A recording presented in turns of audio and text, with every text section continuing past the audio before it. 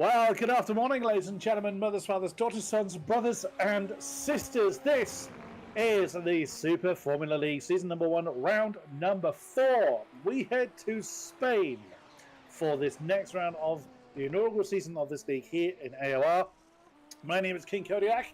It's great to be back in AOR colours once again. It has been a while, and my co-commentator for this event is the man purely responsible for getting me back in the AOR box. It is the one and only Nick Domino.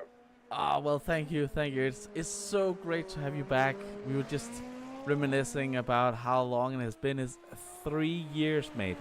That's such a long time, and let me be the first to welcome you back for this event here. Yes, indeed. And it's now these Super Formula cars are something really, really quite special. They Formula Nippon, they're a Japanese formula, not necessarily the most powerful thing in the world, but my god, they still have a lot of power under the right boot, and very light in weight as well.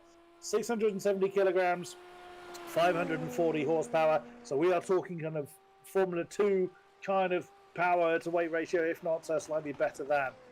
Now, we are in the qualifying session. It's solo qualifying session. We aren't only looking at Robert de Jong as far as the race is concerned. There were 18 drivers that joined at the beginning of the session, so we will be enjoying some great racing. Let's ride on board then with the number 47 car as we scream on down towards turn 1. Ride as much of the apex. The apexes for the most part are fairly flat in the first part of the lap. That's 1 and 2, now coming into 3. You can see the red counter at the bottom of the screen and how much right foot is being deployed. Back down the gears for 4 and 5 as start to work our way through a very, very twisty part of this circuit. And the undulation change is also quite severe in this circuit. So now we're starting to see some times on the board. Dylan Bittman, the first one to get a time on the board, but as you can see, they will start to really come down. We'll start to see who is taking part in this race. This is long turn 10, sweeping into, well, what is it's officially called turn 11, but it's not really a turn, it's just a mid deviation in the straight. Back into the last heavy braking zone, 12, 13, 14, 15 in fairly rapid succession as we come to what is roughly the lowest part of the circuit, this long back straight here, following that very slow left-hander, turn 15. Now it's a lot of right foots, fair amount of slipstreaming. These cars do have push to pass, but it is limited to a certain amount of seconds throughout the entire race. So the drivers will have to be very careful for how they deploy it in the course of the race.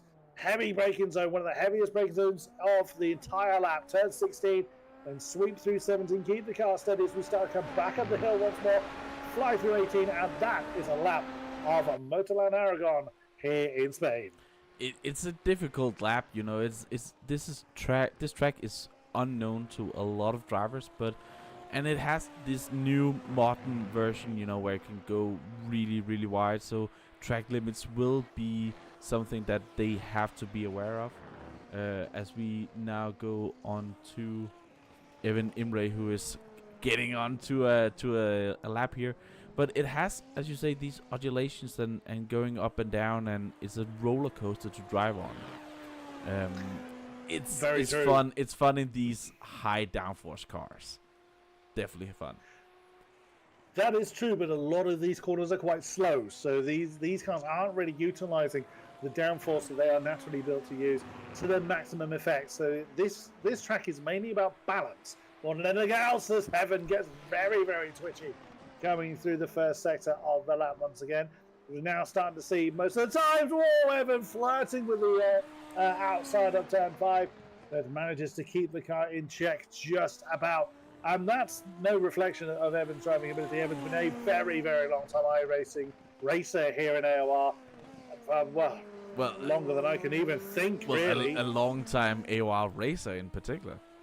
Very, very true. Let alone just on the iRacing side. It's testament to how hard these cars are to drive. They have, like I say, 540 horsepower. That's a lot of horses. But because they're so light and they are fairly torquey, the tail will just light up at a moment's notice. But the power delivery is it's not incredibly peaky as you see in a lot of high-powered single-seaters.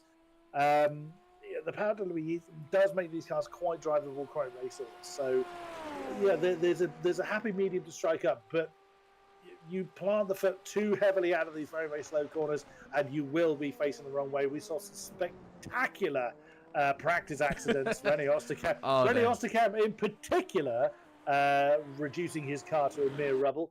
We are getting to the end of the qualifying session. Oh, that was having a lag moment there. That's why he disappeared out of thin air. Each driver has 3 timed laps and 10 minutes with which to do it. And there we go. So flirting a little bit too much with the track limits and just a little bit too much right foot has sent Evan backwards into the wall. That'll be the end of his qualifying session. There's Scott Tuffy, a very popular YouTuber. Good effort there, up into 5th place.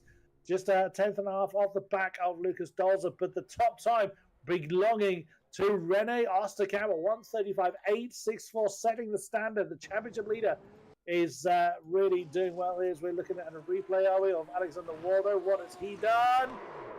Oh, there we go. Just brushing with the wall. Managed to do a perfect 360. Well done to Waldo. And a front wing that has decided to leave him.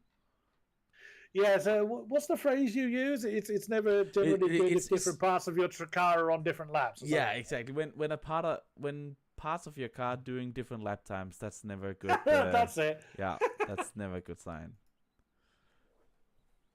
Trademark Nick Domino. So then, for round number 4 here in Spain, the front row is occupied by René Osterkamp and Eric Vizzi, 2 long-time arch rivals of one another. It doesn't matter what the machinery is, you'll find those 2 towards the front. Rudolf Nagel was practice leader for a long time alongside Lucas Dolzer on row 2, Scott Tuffy and Eric Muska on row 3. Again, we're not even a second off the pole time yet. Dylan Bittman was the first man to get a time on the board in this qualifying session alongside Yongsi Lin, or Jerry Lin, as she would otherwise be known. Again, a long-time AOR racer. Then it's Jan Ferkel alongside Otto. I apologize for this. Rotasha. I did try and practice that off air, and I still can't get it right. Daniel Scott and Robert de Jong take on row 6.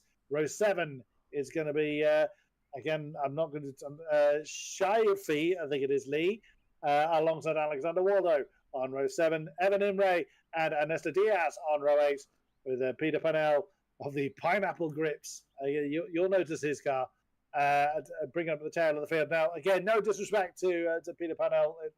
I would say this is a very difficult car. We have 50 minutes of racing. It's going to feel very sprint-esque because of the difficulty of this track. It's very twisty, a lot of undulation changes, and it is quite wide. So with a decent amount of braking zones, we are going to be in for, I'd say, quite a brawl out there, Mr. Domino. Oh, we definitely are, and this is a completely new track for, in iRacing. So a lot of these drivers haven't really been able to drive around here. It has been Le Mans weekend on iRacing, so this has been one of the quietest weeks for this car. As we see, the checkered flag for the session is now officially done, and they are soon getting onto their strategies and whatnot for this particular race. Last time we had one of these longer races, they were able, as they said, they were able to do it without a pit stop, but the tires might not last for the entire race. So that's gonna be difficult for this one. That is going to be the biggest thing, particularly here, because there's 18 corners in all, and a lot of them are.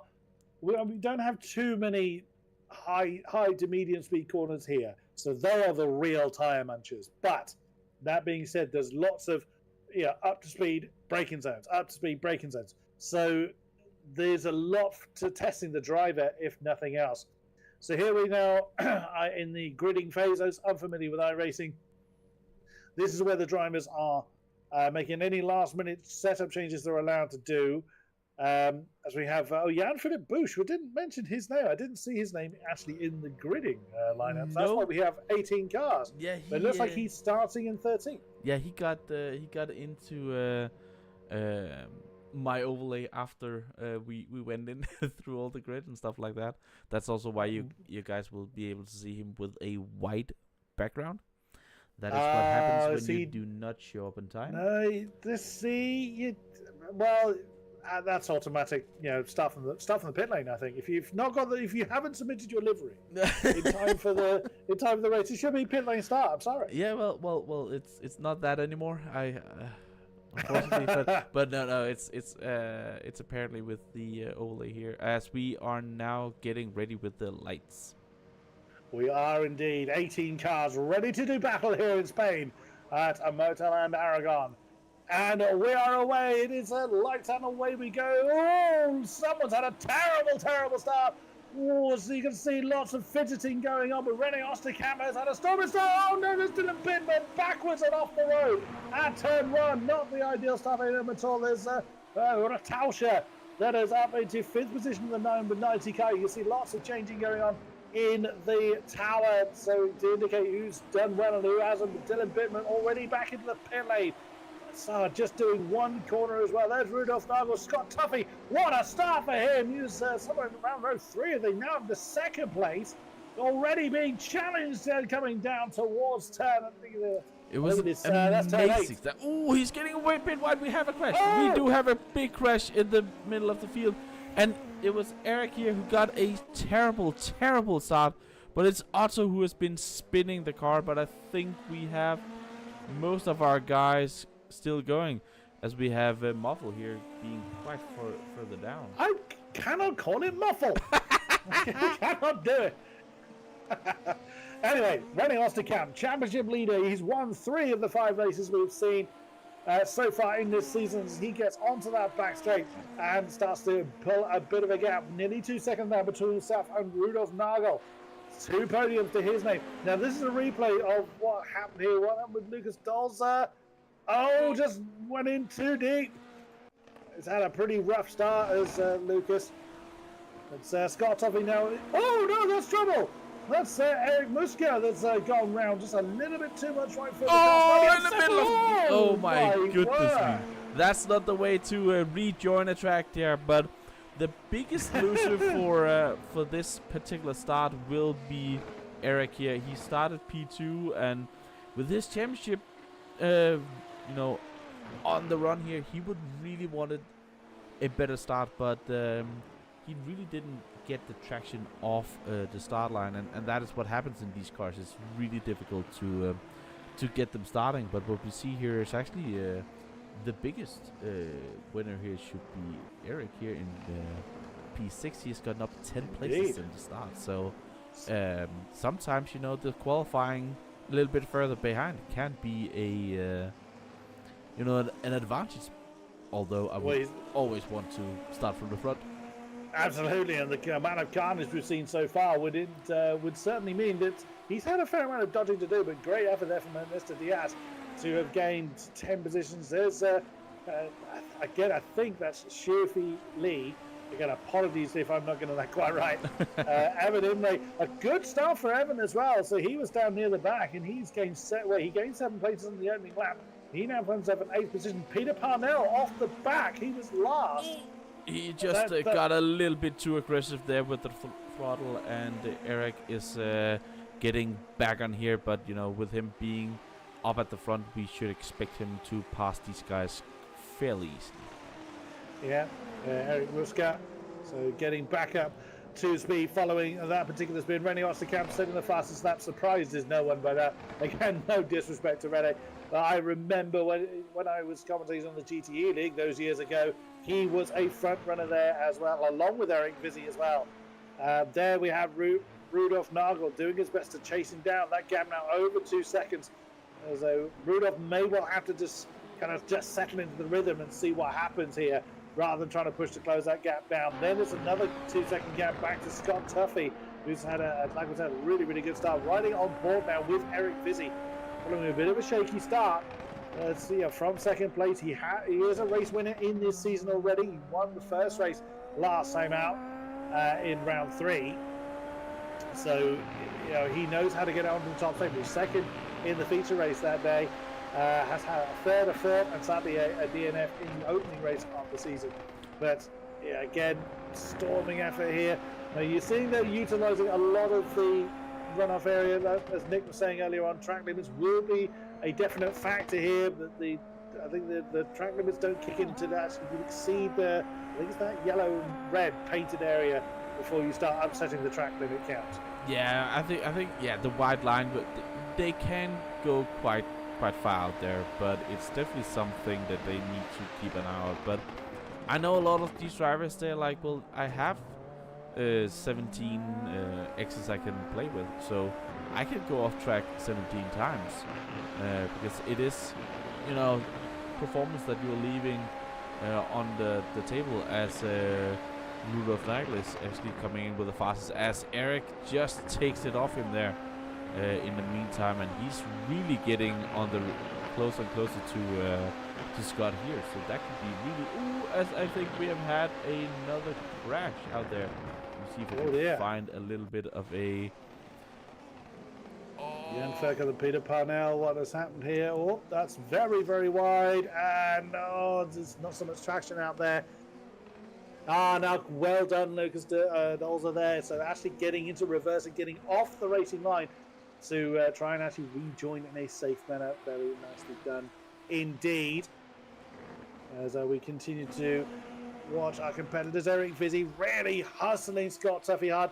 Now, Scott has been adopting a bit more of a defensive line. He's not utilised all of the track width that he can in order to try and keep Eric Vizzy behind him. So he's playing the defensive game, wants to try and remain in that third. Of course, the more he does that, the more that's going to drop him away from Rudolf Nagel. I mean, there's nothing, strictly speaking, stopping him from doing that. It's for track position, perfectly legal to defend. Scott is in 10th in the season. He started the season with a second, but sadly his race results haven't been as strong since then. Eric Vizzy having a look on the inside line. Scott's sticking to his guns, but that's put him very deep, coming through turn 16, and that is going to give a momentum advantage.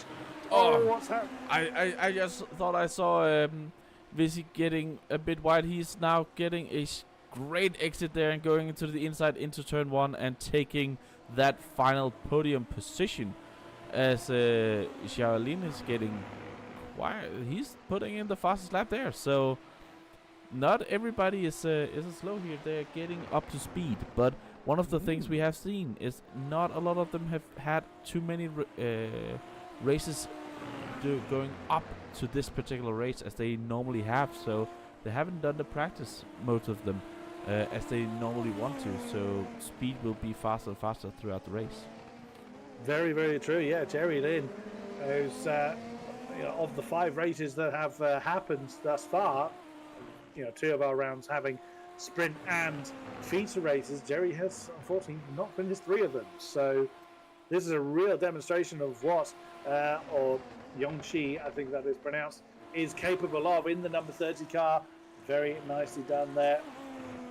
So Jan-Philipp Busch, not sure where actually Jan is at the moment. What's happened here between Waldo and Roxasher? That's also going very, very deep. Ooh, that looked very close as they were coming up through 17. Whoops. That's Peter Parnell. Yeah, he's not having the best time with this car, but keeping it then in there, to finish first. First, you have to finish. Absolutely true. Yes. And in these cars, you can easily have a moment and lose the car, and if you crash in these cars, they don't really get repaired again because you tend to completely destroy them. I am very, very glad that iRacing doesn't, get money from us from crashing the cars. Repair bills, I would not want that. No. Well, I mean, Dylan Bittman is very much testament to that. One turn was clouted off the road and is retired. I think Scott Turfy got off track there, and he has lost a position. He's gone from P4 to now P5. Let's see if we can get a little bit of. This is the wrong one here. He's getting really pressured here, but he's just going. Braking way too late there, and just the smallest of log-ups, and that's a position. lost. Well, me. Scott was somewhat wrong-footed several corners before that, Yeah. and just the natural rhythm. You've got to remember these single seaters don't have a huge amount of turning lock, so if you're kind of wrong-footed in a very twisty section, odds are you are either going to have to brake very early, or you are going to be, wandering off the road, which sadly is what happened to Scott on that occasion. So there's Peter Parnell. No, that's. Ooh, well, he couldn't really help that. He was trying to slow down, but suddenly his momentum just shot him into the middle of the road. I'm impressed that he's still keeping it on the. I said on the road. Oh no, Evan! that's trouble. That's Waldo. That's Oh, that's Waldo. That's true. Oh my goodness me! And we have seen this in practice. Where the car just loses all of the downforce at that point because it's just. Oh, it's a wall. Oh, did he get? Oh, he well, gets back. he certainly hit the wall. So looking to try and get going again. You saw just before he span that there was it's so bumpy out there that it really unsettled the car. And being that that's sort of more of a faster corner of this circuit, it's not really surprised that kind of spat him round, unfortunately. And that's where these cars they have a lot of downforce, but the moment where you're pushing it over the edge of where the downforce on these cars are, they just loses the rear end, and they were off track, so it has not had the most grip to begin with as well. As we here have a battle between Diaz and Lee. Indeed, Ernesto Diaz and Shufi Lee arguing for 7th place. As that looked very wide there. But on the tower it says 8th. I think Jan is a bit of an oddity in that because we haven't actually seen the number 64 car. On the overlay at the bottom it says they're arguing for 7th. There he is. But apparently he's in first according to that bit. But he's 6th on the tower. And I think the tower is correct. Yeah, the tower is correct. What you tend to see is that it tries to put him in a different class. Right, yeah. Gotcha. Yeah, so it takes him as a multi-class race. Now what we're seeing, you're seeing the flashing light on the right-hand side there. That's, Ernesto Diaz, very late on the brakes, has managed to actually reclaim that 16th position. Now, what that flashing light is indicating on the roll hoop above the driver's head is the use of push to pass. So, Shufi Lee was actually trying to utilize that to get past Ernesto coming down into turn 16, but Ernesto was able to outbrake Shufi there and completely undo all the hard work that the number 99 car was trying to put down. And now he's going to have to wait. You see the light is slowly flashing. He cannot use push to pass for about 100 seconds, I think it is. So around a minute and a half before they can use it again. Not that you would use it in this kind of 20 section, so it's almost kind of academic at this particular point. But that's what that flashing is indicating. As we now look at Eric Fizzy, fastest lap holder, has been closing in on Rudolf Nagel, who in turn has been closing in on Rene Osterkamp. So the top 3 through the fastest driver of the top 3 in the championship. And there they all are. You can see the flashing light of Rene Osterkamp. Someone's had a bit of a tank slapper behind. I think that was Evan. There. I think it was Evan. Or it might actually be Waldo as well. He's I've been pinged a little bit for driving slow. I think he's giving lapped at this point in time. He has been pitting as well, so with that crash out there, so yeah, he's having to obey the blue flag rules. So and now you see the light is out on Rene Osterkamp's car. Unless he's used all his push to pass, so I'd be a little bit surprised if he's used all of it. All 200 seconds of it. No, it's flashing. It's just slowly flashing. Yeah, so it's just recharging. Sure, that's not possible. But no. It's just it's just flashing a little bit. But the thing is, with the push to pass, you can use it whenever you want on the track and for as long as you like. You just have 200 seconds for the entire race. And so that's do what they have to think about that. Yeah, you have to think about it. It's a strategic thing as well.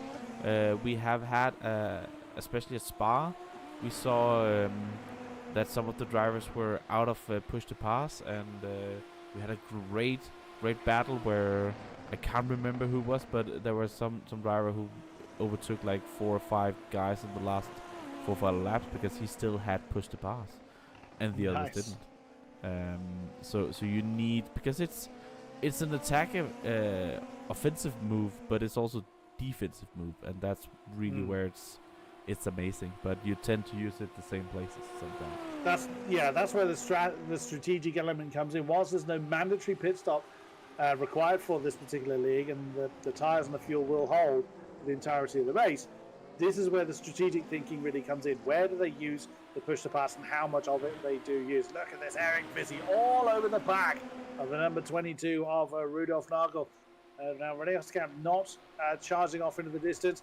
Eric thinking about a banzai move on the inside of turn 1. Doesn't commit to that at the moment. But he's trying to wrong foot Rudolf. Nearly manages to do so, but nearly sends himself off into the dust as well. So Eric's really pushing hard to get up into second position, showing some great pace. Oh, is this an open Oh, no, crash! Oh, that's an impact between the two.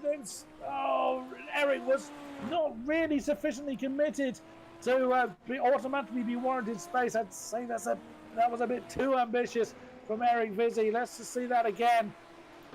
You see here, he takes the tighter line, goes for the potential gap. He's further alongside than I thought he was, actually, so that was partly on me. He's not enough there. See, it's just the front wing that just touches a little bit there. He's I would say half a car length away from having that corner. Too short. Yeah. I still somewhat think that is on Eric, I'm afraid. Yeah. It'll be interesting to see if he has picked up damage from that. But that's put. Where did Rudolf reappear? Down to the 5th position for Rudolf Nagel now. Would not be pleased about that at all. I mean, there will be stewards that can look at these things post-event. There's no live stewarding that goes on in this series. So if a penalty is due, we won't know about it until later on. Here is a battle for what is actually 8th position between Ernesto Diaz and Shufi Lee, still arguing for that 8th position spot. They're about 5 seconds behind Jan-Philipp Busch, who's someone on his own in this race. But now, this is a great opportunity for the number 99 car. Slipstream alone isn't going to do it. But no, Ernesto Diaz had a great exit from turn 15. Oh, a little bit of a lock-up there. Bit of a lock-up, that's not going to help, but what we saw last time as well was that the DS really was good on the braking, but here they go side by side. The push to pass has been affected as well. You can see it on the rear of the car. But again, DS outbrakes Lee there, but that's the move made into turn 1. And now he can pursue. And SITS has been fantastic on the brakes, just being able to brake that bit later. But the overspeed from Shufi Lee there, it was just enough, but only just enough, in fairness, to reclaim that position. But I think he's going to have to work quite hard to get away what has happened here to Peter Parnell. Oh, it's close. Peter Parnell, exactly as you were saying earlier, Nick, he's been really struggling with this car, or certainly particularly here at Motorland Aragon. It's not gone his way, but still carrying on. He's still hanging on in there. His best car and his favorite car is the Skip Barber. So he has gone from being he's gone from driving the Skippies to this car. Just so people are aware of the jump he's taking. Yeah. We should explain that the engine in a Skippies is from a lawnmower. Yeah. It's pretty small. It's a very junior level single seater, and this isn't. That is a monumental jump, certainly empowering car characteristics and what have you. So fair play to Peter Parnell for sticking it out. And for not giving up on the chase as it was. Dolzer and De Jong arguing for 10th place as well. We can see on the tower, along with Rudolf Nagel, fending off the advances of Eric Muska. Both of these drivers trying. I think this is the battle. This is the battle. It's Scott and Rudolf. Yeah. Yes. So Scott Tuffy on the back of Rudolf Nagel. Well, Eric Muska is on a recovery drive, but he's 4.5 seconds behind. So Rudolf Nagel trying to recover from that spin that he had after contact with Eric Vizzy, who is closing in a bit on René Osterkamp for the lead. What's happened to Jan Ferkel? Oh, that's wall. That's the wall. Oh dear, oh dear. The physics engine getting a bit confused there because it did look like the suspension had snapped and then mysteriously re-added itself. There's clearly damage to the car. He's missing a front wing, but I think he has. He's in the pits now. That's essentially his race run. He can get it fixed, but we don't know exactly how much damage there is to the guy. He may well just choose to park it. Yeah, I would say as long as the wheels are, as we see here, Rudolph going on the inside of Turfy, and that's gonna be the pass. Yeah, it is. I think Scott is at the moment. He want to complete this race, with a couple of bad races and DNFs and stuff like that. I think he's just in for trying to see if he can actually complete this race. Absolutely so, and you can't blame him for that. You realistically know who you're in a battle with, and if somebody is genuinely faster than you coming up behind you, whoops, as that's Alexander Waldo, just clipping wow, and perfectly parking his car out of harm's way. So very nicely done. Just getting ready for the shots. That's a model post right there. Yeah, absolutely true. Eric Vizzi, 1.3 seconds behind race leader René Osterkamp. He's been just whittling that gap away. Now, at the point that he had that contact with Rudolf Nagel, it was around about 2.3 seconds. So that gap is over half now. As that's not how you spell my name. I know. I figured out. Smile to you too. It is great to be back, like I say, here in AOR colours. But Eric Vizzi closing in slowly but surely on René Osterkamp. There's still just under 29 minutes of the race to go. We've got plenty of racing left. We will be seeing the two giants of this series. Only 3 drivers have got race wins, 2 of which we're looking at here, René Osterkamp and Eric Vizzi. Jordan McDonald was the man that won at Spa. Unfortunately, he's somewhat of a gentleman driver, as we haven't seen him since. But no, he's unfortunately he has been out being busy. He really wanted to be here. We talked with him at Spa. At Spa, René Osterkamp was a shadow of himself. A shadow. He was nowhere near any of the other guys up there. So and I was like, when we talked, I thought he could push him in the championship, but unfortunately life happens as well. That it does. Yeah. So we are expecting him back. We want to see him back there and battling, because when these guys have battles out there, it's incredible. But Scott has not taken this line down. He is still within a second and trying to just get closer and closer here and get it on the tail of Rudolph there. But I think that Scott kind of recognizes that Rudolph is the quicker driver. You're not seeing lots of push to pass. You're not seeing Scott overdriving the car. He's utilizing what slipstream he have. He could. I think he's a little bit too far back now, as Alexander Waldo is struggling. He's not had another incident, has he? He's going again. Wondered if he'd had another accident just before this. It just said crash, so that was why I was like, But no. What's he done this time? Well, that was what he did. He just slowed down. So if the car is getting beneath a certain amount of kilometers an hour, I get it registered over here as a crash. So that's why I'm like clicking on it. I'm like, what has happened? What has happened? And he's just slowed down. So he just became an old man. That's what happened. I think the car was getting a bit loose underneath him, so he decided to just slow it back down, get it back under control, and get going again, as we see Eric Vizzi still just nibbling away at the gap between himself and René Osterkamp. It's toing and froing, but it's generally coming down. It's now threatening to be under 0.7 of a second. That is within slipstream range, as René Osterkamp taking a slightly different line there, coming through turns 8 and 9. And that could be just personal preference, as that hasn't given Eric any more opportunity. But I always say, rule of thumb, about 0.8 of a second is the gap you want to be aiming for to start feeling the effects of slipstream. It's not quite that straightforward. It does depend on what you're driving, how fast you're going, yada yada. But I always say around about 0.8 of a second, you'll start to feel it, which Eric Vizzi is most certainly in. He's not using any push to pass yet. He's playing the longer game here. He knows he's got time to just keep chipping away at that gap between himself and René Osterkamp. And these two, like I said before, are veterans in sim racing. Doesn't matter what machinery they're in or even what sim they're in. They know how each other race. They have crossed swords many, many times before. Wow, that looks a little loose there from Ernesto Diaz. He's on the back of Lucas Dolza in the number 26 car, the pink accented car you can see at the bottom of the shot there. Was that someone off the side of the road? Oh, What's yeah. happened to Shufi Lin? Oh, what has happened here?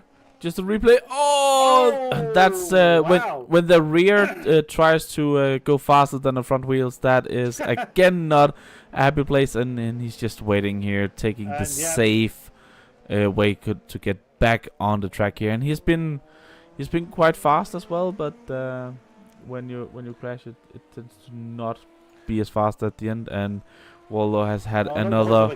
Oh, there we go. That's again just the tail letting go. Too many horses. Up Before the tail's ready. But again, both drivers, what we've just seen, doing the absolute right thing. Oh my god! Fairly. Oh my god! No, sorry. I thought it was Osterkamp here, but it's Otto. It was a crash. It was a crash. Oh, well held. Managed to keep it out of the wall. It's never fun when you're facing the paintwork, but does manage to keep the car out of the wall. Very nicely done. There's Daniel Scott. So he struggled a little bit. Didn't finish in the last race, but now a strong 10th position. If the race were to finish now, that would actually be his personal best finish of the season. He is right on the tail of fellow Scotsman Evan Imray. So an interesting battle of the Scottish here between the two. So Evan Imray obviously had a really, really storming start. Now sort of somewhat, again, no disrespect to Evan. This is probably a little bit more realistic for where his pace is. But again, he's just hanging on to the top 10. This would be a personal best finish for him as well. So, both of them are wanting to do very, very well here. As that's that's Jerry Lynn in the pit. He's in the pit. Car. And I think it's just a normal pit stop. I think he's decided that, he is just taking a pit stop. Yeah, just taking the pit stop. Now, it isn't mandatory. So no. Was that a drive-through penalty? No. He was in the pits. He has been into the pits. Yeah. I just went from replay to live action. But it just looked like it skipped through a bit. But this begs the question: if are we gonna see pit stops from the front guys as well? Are they fuel dependent or are they tire dependent? That's something that we don't really know. Oh, that's trouble. That's Waldo. It's the Waldo again. Yeah, I think so. I think his tires are probably very, very hot. So the tail is just letting go. Oh, nearly let go again. We're not watching Waldo, don't worry. But that's the thing. Frustration adds to the possibility of further spins. Oh, is Eric Vizzy really slowing down, or probably more than he would have liked. Oh, that's a little bit of a snap there. Is this the time? Eric is looking at it. He's going for the inside. That's a defense and a half. Robust defense there from René Osterkamp. Eric Vizzy on the outside line of turn one. Can't get it done. The door gets slammed in his face. But my goodness me, René Osterkamp is feeling the pressure here from his championship rival. Defensive. Oh, that's inside again. Oh my. That's the same place where Eric Vizzy made contact with Rudolf Nagel not too long ago. No contact this time around. But you can see Eric Vizzy trying to get back to the racing line as quickly as he can. Whereas René Osterkamp's almost got no choice but to adopt that defensive posture. As Jerry Lynn's already back at the fourth, apparently. Yeah, people are pitting now, but this is what we see. Eric, he knows now that René is human. He can attack him. He's now trying to push him. As we see a little bit of a sliding moment there as well. Going into there now, getting up to where we will say this is the prime opportunity for an overtake. Oh, but Eric really doesn't get the greatest exit in the chicane and has lost a little bit of ground now. But it's going to be interesting to see which one of these blink first and pits, because we have had a slew amount of pit stops. Let me just put up here so we can see who's actually been into the pits, and it's quite almost the entire field that has been into the pits. So I mean, this makes me think tyres, because the fuel tank is certainly big enough to do the race. And there goes Eric Vizzy. He's into the pits. Oh, well, there's the remains of a car there. That will be. That's Dylan Bittman's car, and Alexander Waldo. No, I think he's decided to call it a day. What's happened here to Parnell? Oh, was it Peter Parnell's car? Yeah, I think so. No, he's pulling over to lead us through. So he's jumped off the racing line and got out of the gas there. Oh, here it is. Here it is. Oh, what's happened here? Oh, that's the wall. Yeah. Yeah. You were absolutely right. It is indeed Peter Parnell's car. Oh, the remains of it. So we just saw there's Rudolf Nagel. He's not long been through the pit lane. He now finds himself in 7th position on the tail of Ernesto Diaz, who hasn't been through the pit yet. So this is all for tyres. Then, well, with a bit of push to pass, Rudolf Nagel positions himself quite nicely into turn 1, and no real opposition there from Ernesto. He realised that there was no point in trying to defend that, and through into 6th place for Rudolf Nagel. This was Scott Tuffy up into 2nd. Now that's going to be interesting, because if he decides to string this out, like we said, there's no mandatory pit stop. If he can make it work, he might be able to steal away 2nd. I mean, he will be losing time to Eric Vizzy quite heavily. Yeah, but look at this. Rene is using his push to pass. He knows that this is his in lap. He's doing everything he can, and he's using a lot of it to get this particular lap. And he knows this is a qualifying performance that he needs to put in if he needs to get this. Now he keeps on going. Or could this be pit stop with the versus non-pit stop? Could well be. I mean, Eric Vizzy, assuming that he's changed tyres, otherwise we don't know why he's coming to the pits for. No. Should start to set the fastest lap board alight at this point. Remember, bearing in mind the cars are a lot lighter than they were at the beginning of the race. Again, we don't know what the drivers do during the pit stop phase. We have no way of knowing. No. Unfortunately, the pit crews are not animated, so we can't tell if they actually change tyres or take on fuel or anything like that. There is Jerry Lynn in the number 30 car. He was the first. Yeah, he was the first guy to be in the pits, and now when the tires, because the tires needs to get heated up, it takes a lap or two, so you can. After that, you can really push, and that might be also why we saw Rene really push, because he knows this is the time to really punish the guys who have pitted, because the tires takes a little bit of time to get up into temperature. Another car in the pits, that's Lucas Dolzer, the 26 car, has brought his car in, and he's gotten going again. So just loses out 9th there to Jan-Philippe Busch, who, like I say, he's showing us first because the game has deemed him in a different class. Not actually the case. There are no multi-class in this season. Whoa, my goodness. Wow. Yonshi Lin. Eric is having no pace at this point in time. But he's just come out of the pits, remember, so his tyres will not be up to the same temperature as Yonshi Lin. My goodness me, that was a hell of a move. But this is a lap and a half. They should be up now. He should be going on, but have he made a mistake during his pit stop? That we don't know. Has he actually gotten tires? Rene is in. Rene is in. Along with Scott Tuffy as well, as Rene Ossenkamp just comes to rest. There's Scott. Well, he's not really. That's tires. Battle. We saw the car get up there. Yeah. Ooh. Here come the next two, but again, with what we've seen from Eric Vizzy, the tyres don't behave themselves. Oh, as you see on the pit lane exit there, the car just getting very, very snappy. Yonshi Lin is absolutely flying. Absolutely amazing stuff on these new tyres. Just 2.5 seconds, but if Rene is going to struggle to get this car up and running to its optimum performance, as we saw Eric Vizzy doing, that gap is just going to disintegrate. There is Scott in traffic. That's not ideal. He's under pressure there from Eric Muxka, who came into the pits a few laps ago, so his tyres are going to be in much better shape than Scott's are at this point in time. Look how defensive Scott's having to do to try and hang on to that 6th place. But Oh. that's a Diaz ahead who hasn't pitted. That's going to be an interesting gauge. He's the only car out there that is yet to see the pit lane. So we're going to see he's going very, very long in this race. My goodness me, look at this. Eric Muxka. That's an unusual overtaking spot. He had a bit of overspeed coming out of turn 10. Side by side through 11. Oh, he loses it. It's gone round. Oh no, Scott had nowhere to go there and did the right thing. He didn't necessarily need to come to an end there. And that's Eric Vizzi trying to claim second from Jerry Lynn. Does manage to do so with the age of push to pass. Parks it on the apex. But there's less than 2 seconds now to René Osterkamp.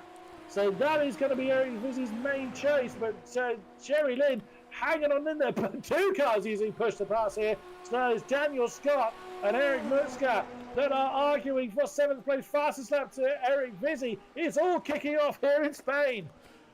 Oh, as we have had a little bit. No, that was just my thing updating a little bit long. Oh, going side by side. Now they're still on the. Yeah, they both have it on cooldown now with their push to pass. And as we have our last pitter. Nessa Diaz has decided to get rid of those very aging tires. And these two stuck it up for long enough. These two, they're closing in. The gap now down to 1.2 seconds. This is heating up. Can René defend? He showed Eric not just closing the wall, the door. He showed him the wall last time. So interesting to see if that is gonna, that battle can only heat up, and if they keep on pushing each other to that extent, it will end in tears. And they've got Yorchi Lin though right behind them. Yeah. So having a one-on-one battle is fine. It's very punch and counter punch. You know how each car is going to behave. When you add a third competitor in there, it really shakes that entire formula up. You do not know who's going to take opportunity of when. Now, Jerry Lynn formed a little bit off the back of Eric Vizzi. Maybe he's just trying to get the tires. Maybe the tires have overheated a little bit, or just biding his time with it. Although he's falling quite some way back. Maybe just didn't take those last corners as quickly as Eric did. But Eric's got his eyes set on the championship leader, and another fastest lap from the 17 car. A 36.1 for Eric Vizzi. The timer is not quite as much on their side as it was. We now see Eric Muxka again challenging Scott Tuffy for 5th position. That argument is still going on right behind them. Daniel Scott's got a great ringside seat for the battle ahead of him. As look at Scott again defending with all his might. He went very early to that defensive line as Eric Muxka says, oh my goodness! On the outside line of turn 1, what a move! That one we can definitely happily watch again. Yeah, definitely. Just going, there. Scott is defending, going on the outside, and just breaking that much later and taking the outside line. And wow, what a move! What a move! And to do it in, this part of the latter state of the race, it's incredible to do that. But Eric here, we go back up to the front. He's really shown in this race he's here to battle. He's here to fight. He has been incredible out there.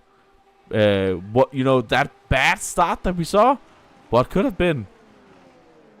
Well, we will see. Still 12 and a bit minutes of this race to go. Plenty of racing laps remain for René to defend against Eric, or for Eric to continue to attack René.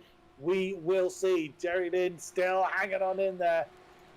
Wow, how much track limit do they want to use? And again, this battle, Scott Tuffy having just been demoted from 5th position from Eric Muxka. We'll see what he is able to do. That's Daniel Scott behind them, trying to keep in touch, using a bit of push to pass to try and stay with them. That's one thing we don't know, is how much push to pass any one driver has used. We don't have access to that in the commentary box, unfortunately. Scott Tuffy in the tyre tracks of Eric Muxka as they come down towards turn 1. He's not going to be able to put a move here, or is he? Did he force a mistake? No, not quite. I think that was just 2 slightly different lines there, but Scott Tuffy hanging on to the back of the number 144. He is not letting go of that 5th position just yet. No, definitely not. And I think it was a little bit of an issue or a mistake from Eric that definitely kept him in. But the battle for P1, Eric is now getting closer. Oh, he just lost a little bit of time there. He's not been happy in that last part of the track where he's need to get close to Rene. We have seen him a couple of times lose, just 2 or 3 tenths at that point, as Lin behind them is using a little bit of push to pass. What we do know is that they have 200 seconds of push to pass throughout the entire race.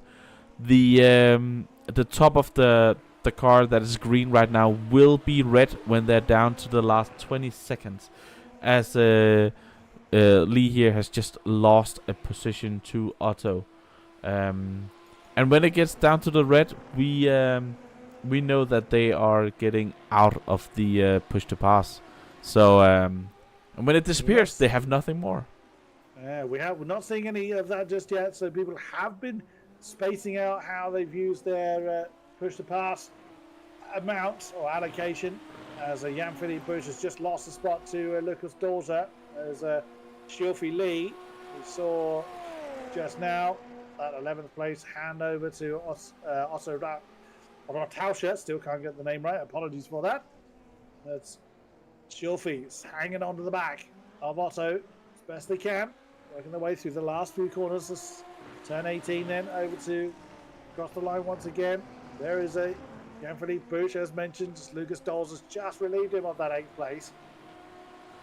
But that gap is all the way down to these 0.3 seconds. So it's a close battle, and we do have these close battles around the track, and sometimes these drivers decide to, all of them have close battles at the end of the race, as Eric is using push to pass. He's getting closer.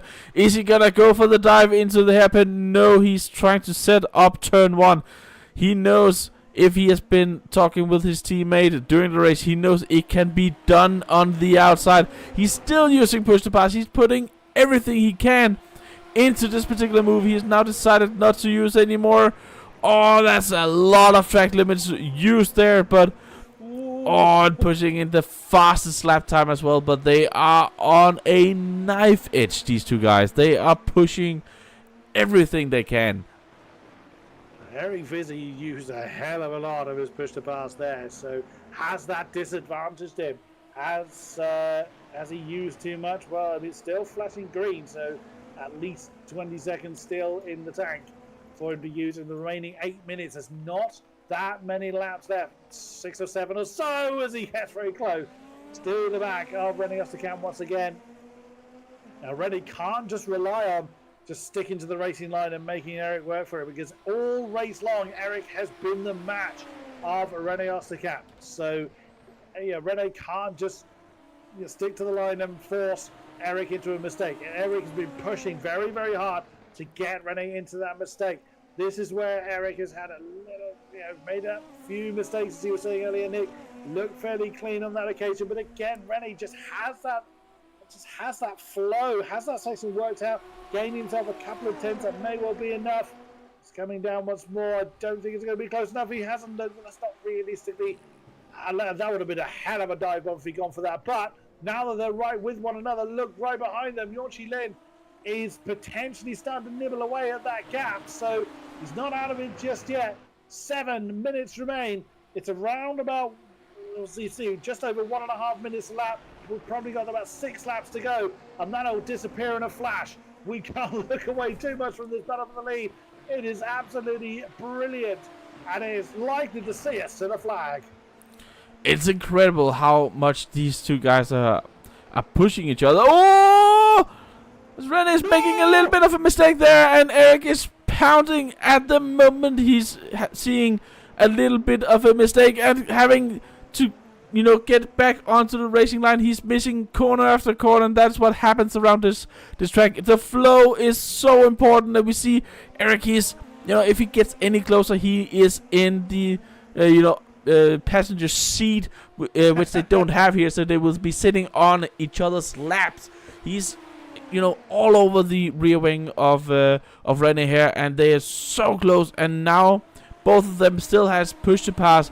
None of them are on cooldown. Will we be seeing a defense down here into the hairpin. They're getting onto the straight line there, but I think Rene just got a little bit better exit onto the corner. But there, Eric is using push to pass. Yeah, Eric did not have a good exit, but that forced Rene into a defensive posture. There goes Eric Vizzy. Is he going to try and take the lead? He's not sufficiently alongside. Bit of a lockup coming into turn 16. Can he get it done? We've seen side by side through these corners already. Eric is just nose into the lead. He's got him. Eric Vizzy takes over the lead, but what can Rene Osakam do? We haven't seen any push-to-pass usage from the championship leader. So Eric Vizzy takes over the lead for now, but the gap back to Jerry Lynn has absolutely vanished. Now Jerry Lynn is less than a second from these two. It is not done yet at all. There is the number 30 car. He'll be loving the fact that that gap has disappeared. But Rene Osakam now has got to bear in mind he's got challenge from behind from another car. So Rene Osakam might think he has the potential for a push-to-pass advantage. Not necessarily the case. Eric's using even more of it. Yeah, it's he's using an unusual place to use it. He's using quite a lot, but remember, if he clicks on that button, it takes 100 seconds where he can't use it. So he's trying to use it now to get that gap. But we saw Rene use quite a lot of his push to pass when he tried to get that gap when the other has pitted. But that's a gap and a half right now. The gap is up to 1.2 seconds, and this is what happens when you use that push to pass, because that electric motor in there gives you that extra horsepower that you can use on out of corners. As Lynn is getting closer and closer to Rene as well. Has he used too much tires? Is he gonna go for the dive? Oh no, he's deciding not to do it. Why isn't Rene using his though? That's what I want to know. We've got 4 minutes to go. I can't fathom why Rene now uses it. So again, why didn't he use it on that back straight? That's a bit of a confusion. Now he's feeling the pressure. Now you're starting to see, and now we've got Eric Vizzy. The light is red on the race leader, so he's got less than 20 seconds left in the tank. That may well be enough. We only have a handful of laps left. He may well feel that's enough, but Rene has used considerably less push to pass. We've seen how effective it is. This lead button is not done. It's a healthy-ish gap, as big as it's been for Eric Vizzy since he's taken over the lead, obviously. But Rene has still got push-to-pass advantage. He's still got his finger nailed to the button. He is really starting to chip away at the gap, and Eric Vizzy will know it. Yeah, definitely. And at this point in time, he's out. He's out.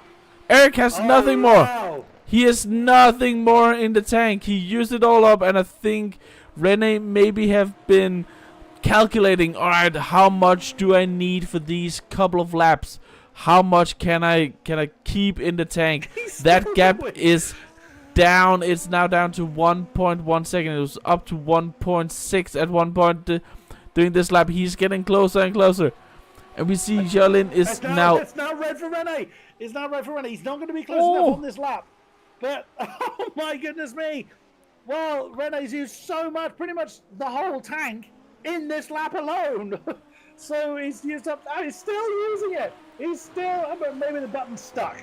Either way, he is doing everything he can. It's gone. It's gone. The only one of the top 3 with any push to pass left is Yorkshire Lynn. It's incredible. It's incredible. 20 seconds of it left.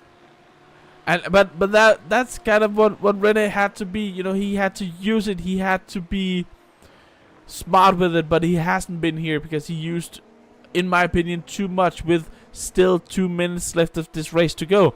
He needed a little bit in the tank to actually get that pass done, because down the straight, this car we have seen, it's difficult with that drag there. It's not enough. So I think Rene he's missed his opportunity here. But Eric has just been a master today. He has been so fast. The fastest lap are quite close, but Eric has just been pushing and pushing and pushing the entire race. And the gap is still 8 tenths. See here, this is where Rene has been faster. The gap is at 8 tenths of a second.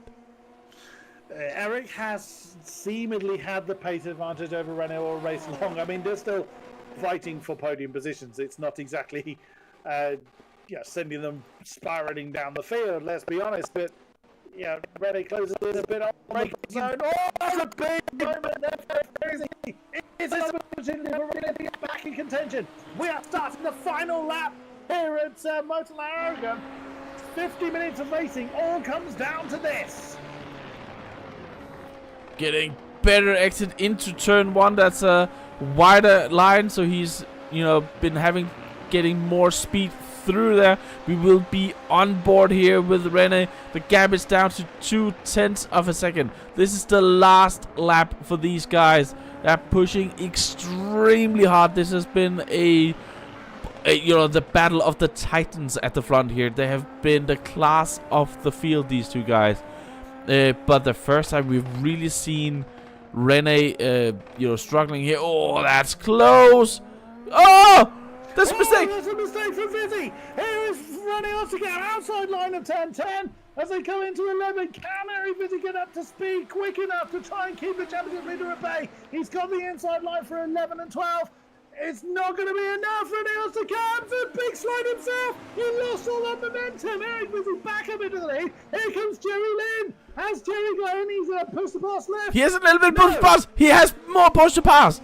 He still has his line was out. It's red. It's red. He has got some. Oh, can Jerry Lynn upset the balance here? He's got the momentum. He's got the inside line of Rene Osterkamp. Eric Vizzy tries to cut off Jerry Lynn. Oh, look on the inside line, coming down 3 wide, coming down to 16. I can't get any higher. Jerry Lynn has taken over the lead just about here. Rene Osterkamp tries to muscle his way past. Oh my goodness me! It's Jerry Lynn coming through the final turn.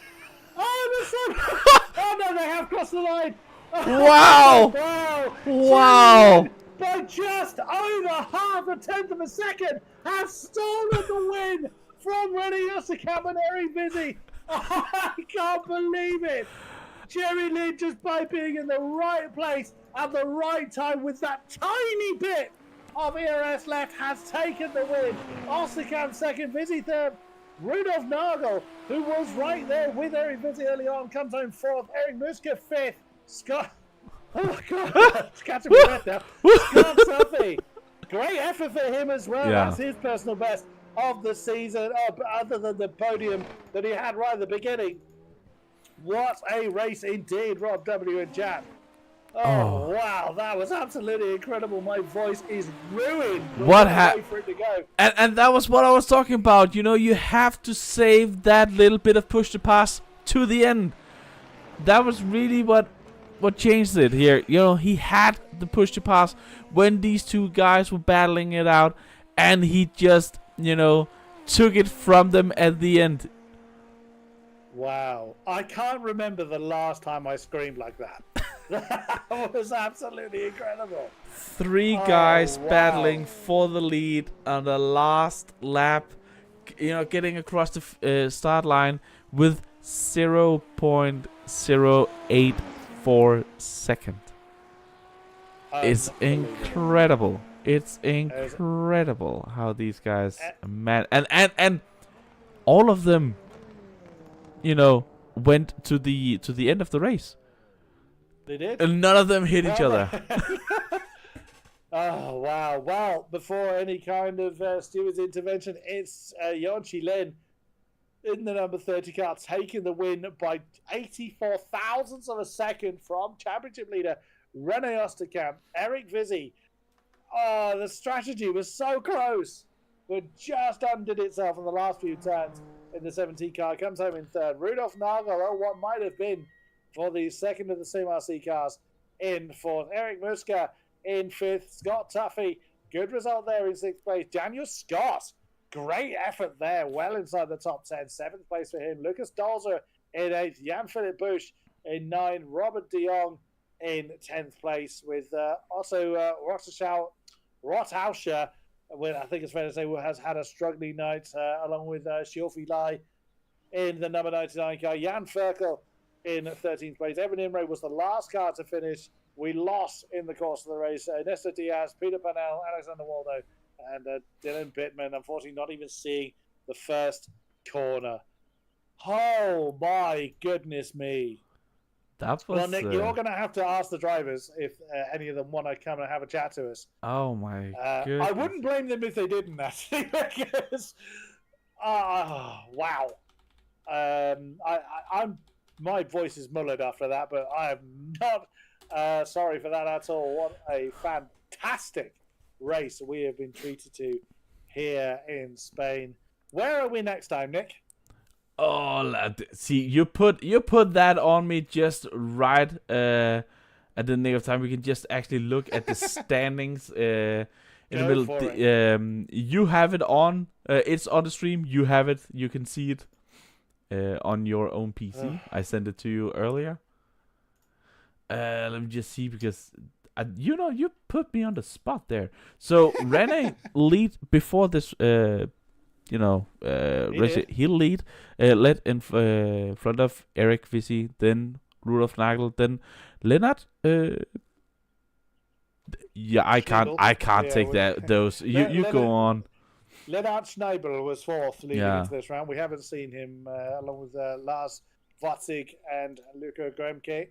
Again, we didn't see those particular drivers tonight, so they could well be somewhat of a shake-up, because certainly from around about fourth to fourth for the rest of the field, each gap is very, very short. Rene Osterkamp having a bit of a commanding gap into this round of around about 25 points between himself and Eric Visi. Now, that won't have shrunk between himself and Visi, but it's obviously the biggest gainer there. Yorchi Lin was down in 17th place with just 34 points, following 2 points finishes in Spa and, of course, last time out. But with a race win, that is going to catapult him up the field. So that's going to be absolutely fantastic to see. We're just double checking to see if any driver wants to come and have a chat to us. No one is. It's not mandatory for the drivers to come and chat to us. I don't think there's too many on here tonight. I think people are getting ready for a real life race event that might happen soon. We will leave them to it, I think. Yes, let's do that. And I don't blame them either, because wow, the adrenaline must be running very, very high. So that is going to be it for tonight. Thank you very much to those that have been with us throughout the stream, and those catching up with us post-event. It has been a great pleasure to have your company for this incredible ride we have had, round number 4. Thank you very much, Nick Domino, for being in control of the stream, in control of the amazing graphics work and cameras for tonight. And it's been a great pleasure to join you in the box again. Good sir. Thank you. It has been a pleasure, King, and thank you for joining me for this absolutely amazing race. And this is just what happens at AOR. You know it. Great racing and great battling out there in the front, and great to have you and your beautiful voice back in the com box where it belongs. Back in AOR colours, yes. Absolutely. Unfortunately, I can't make every single round of this series, which is a great shame considering what we've just seen. But I will be here when I can. So join us next week for round number 5, another doubleheader. We head back to Japan for more incredible racing here with the Super Formula in AOR. We hope you'll join us then. Until